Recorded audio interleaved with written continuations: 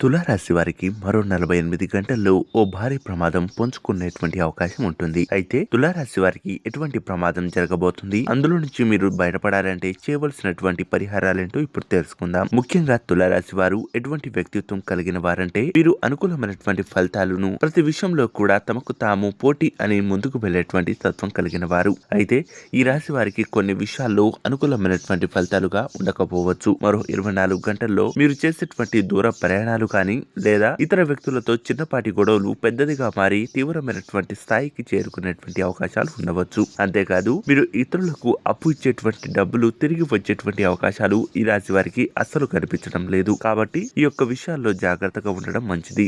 ముఖ్యంగా మీ యొక్క ఆరోగ్య విషయాలపై దృష్టి సారించండి. ఇక చిన్నదే కదా అని వదిలేస్తే అది పెద్దదిగా మారి మీ ప్రాణాలు కూడా తీసేటువంటి అవకాశాలు ఉండవచ్చు. అటువంటి విషయాల్లో జాగ్రత్తగా ఉండండి. మరి ముఖ్యంగా ఇంట్లో ఉన్నటువంటి పెద్ద వ్యక్తుల యొక్క ఆరోగ్య స్థితిగతులపై పర్యవేక్షిస్తుండడం ఎంతో ముఖ్యం అనేది మాత్రం అస్సలు మర్చిపోవద్దు. అంతేకాదు ఈ రాశి వారికి శ్రీ దుర్గాదేవి యొక్క అష్టోత్తరం అనుకూలమైనటువంటి ఫలితాలుగా కలిసి రావచ్చు. శ్రీ వెంకటేశ్వర స్వామి యొక్క ఆరాధన కూడా మీకు మరింత మంచి శుభ ఫలితాలను ఇక పొందుకునేటువంటి అవకాశం ఉంటుంది.